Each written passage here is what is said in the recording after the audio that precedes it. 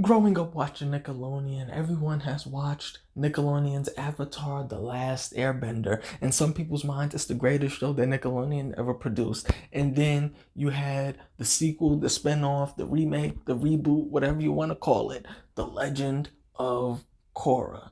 And for years, there has always been a debate on who's the better Avatar, Aang or Korra.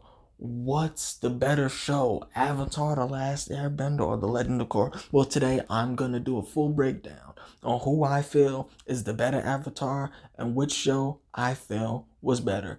Number one, if we look at it from an Avatar perspective, okay, Aang only knew one element. He was an airbender.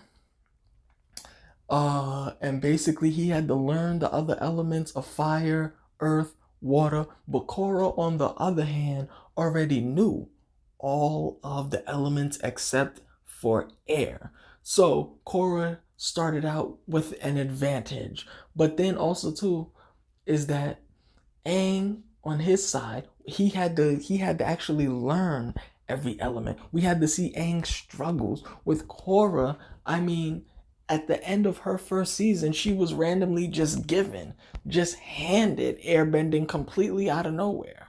Okay. And then her bending was taken away, and she got that back at the end of her season one. And keep in mind, people need to realize that that nonsense that they pulled at the end of The Legend of Korra is that Korra was only supposed to be a little mini series, but Nickelodeon, when it comes to money, they wasn't going to turn it down, so they added extra seasons.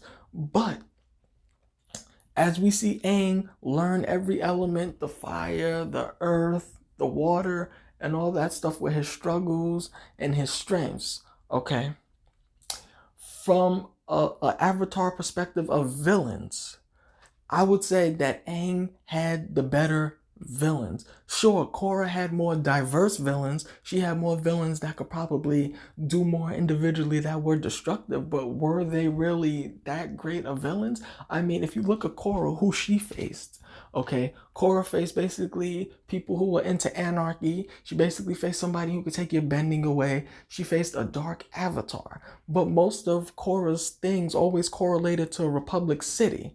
Okay, Amon took place in Republic City. Kuvera took place in Republic City. Zahir was a good villain, but he wasn't like the greatest. And there was really only anarchists. They didn't really do anything that great, you know. And then the Dark Avatar, I mean, really, that was the weakest of the seasons, anyway. But Aang, on the other hand, had to face Fire Lord Ozai. Okay, Fire Lord Ozai was dangerous. Him alone could take on the Avatar basically one on one without Aang even having to go into the Avatar state.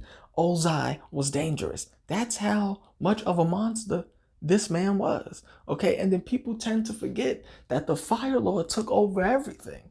The Fire Lord was a world threat. A world threat. The villains that Korra faced wasn't world threats like Amon. He wasn't threatening the world. He wasn't taking over the world. He was just trying to, rid Republic City of benders. Okay, everything in Korra's world generally took place in her little city. And then if we look at abilities, obviously when Korra comes around, there's more abilities out there. There's, more types of metal bending. Then we see lava bending. Then we see even Korra able to bend energy. But my problem with Korra is that she was just given abilities. She was given air bending at the end of her season. Then randomly, now all of a sudden, she could metal bend. I mean, why? Why? She could just metal bend. Then when she was facing Kuvera and Kuvera shot the little energy beam at her, now the Avatar state could bend energy and all of this other stuff. Korra was just given abilities to make her seem so grandiose. Aang worked for all of his abilities. Okay, Aang even still at the end of the series still didn't fully master all of his elements. It was still stated that Aang's firebending still needed work, that Aang's earthbending still needed work. Aang was still mastering the elements, but Aang was proficient enough in them. Korra, on the other hand, to me, like I said, was just given elements, okay, just to try and prove that she was bad. But then if we look at it from an overall show perspective, is that, Avatar The Last Airbender had time to grow. Korra, on the other hand, was supposed to only be a mini series, is what people forget. At the end, when she beat Amon, that was supposed to be the end. But then they stretched it out, and that's why we got the nonsense we got with the Dark Avatar and all this other stuff, that we got. So, to basically sum up the video and end it, who do I think was the better Avatar? Well, 100% Aang was the better Avatar. Aang had to deal with a Fire Nation that was basically killing everybody, wiping everybody out. Everyone feared the Fire Nation. And if Ozai was to win, it would basically be a wrap for the entire world, because the Fire Nation already took everything over. In Korra's world, one of the villains could have just easily ran away, and sure, they might have been able to take over a Republic city or maybe the next town next to them, but they wasn't no world threat, okay? I mean, at the end of the day, somebody would have stopped them. All right, even if Korra couldn't do it, maybe the next Avatar would have been able to do it. All right, Amon wasn't no world level threat like Ozai was. Okay, so you let me know what you think. Like I always say, I'm only human.